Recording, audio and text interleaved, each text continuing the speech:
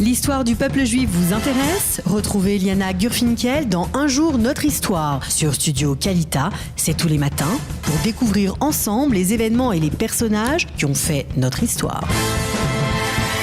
Boker Tov, Eliana. Bonjour Daniel. Alors que s'est-il passé d'intéressant le 30 janvier ?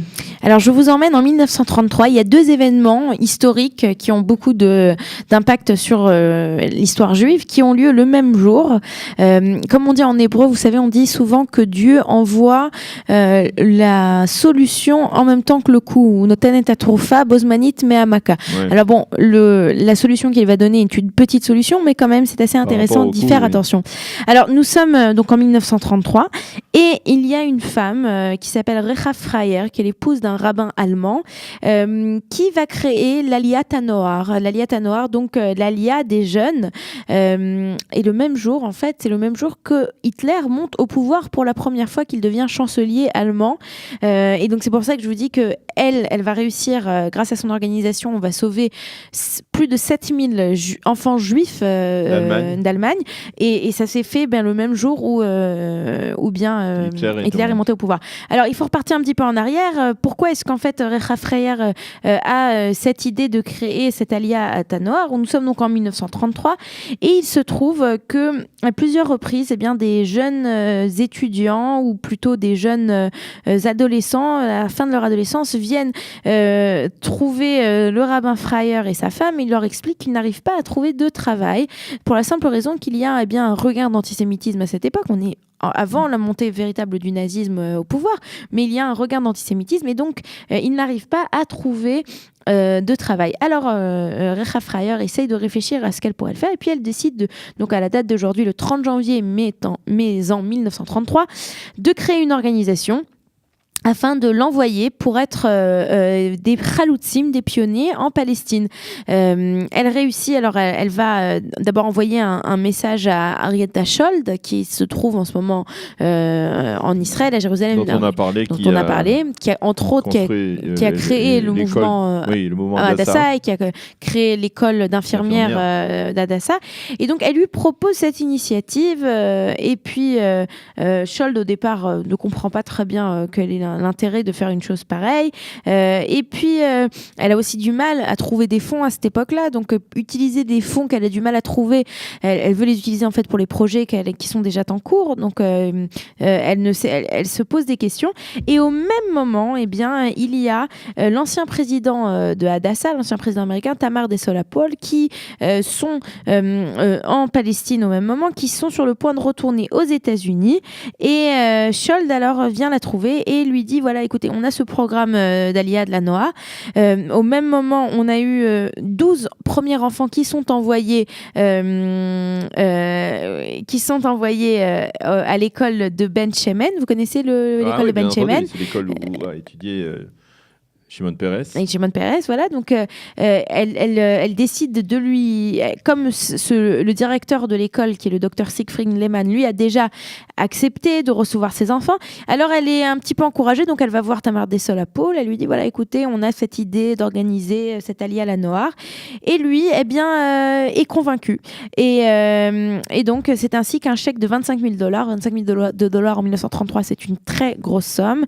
Et c'est ainsi que le programme démarre.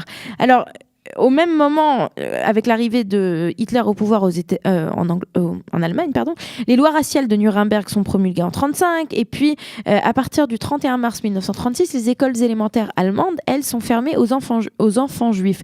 Et c'est à partir de ce moment-là où l'Aliyat HaNoar va prendre, elle va passer à une vitesse supérieure, et à ce moment-là, Schold commence à véritablement à appeler, elle lance un appel aux communautés juives du monde entier, en collaboration avec l'Agence juive, pour véritablement aider l'agence juive. Et c'est ainsi que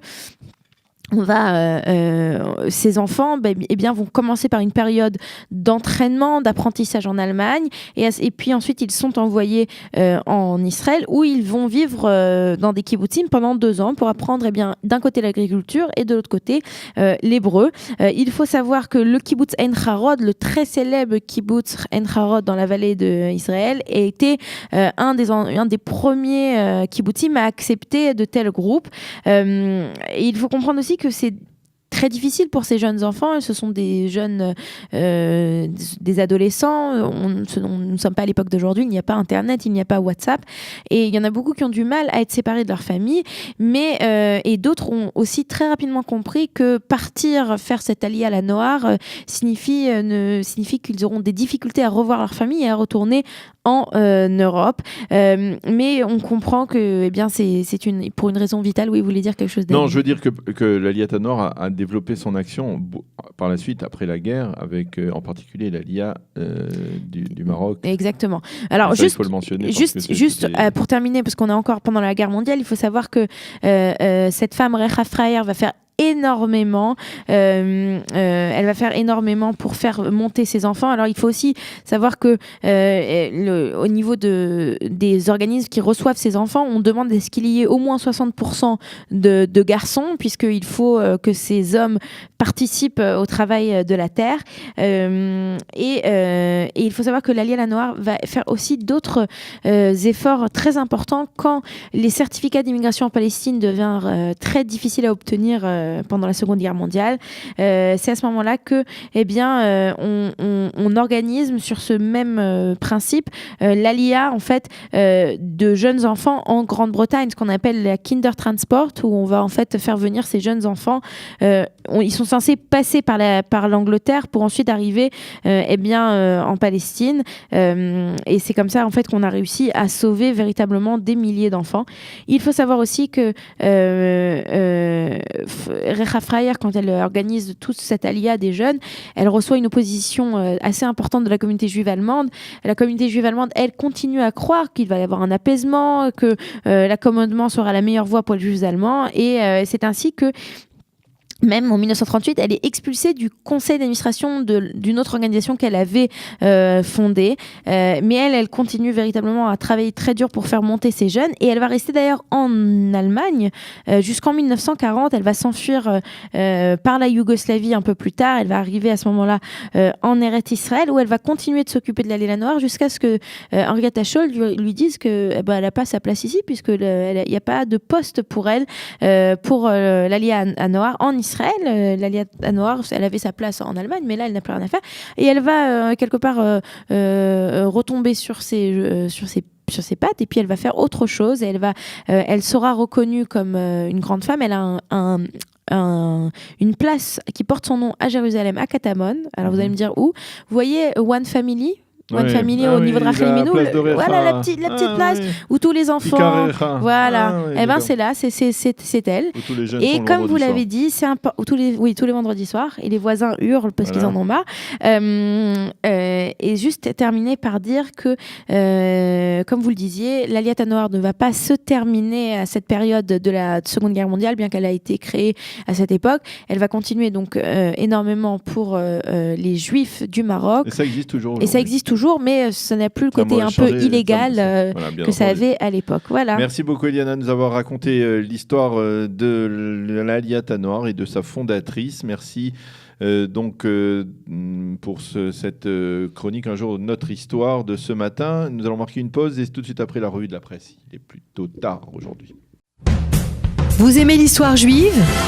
Retrouvez Liana Gurfinkel dans Un jour notre histoire sur Studio Kalita. C'est tous les matins pour découvrir ensemble les événements et les personnages qui ont fait notre histoire.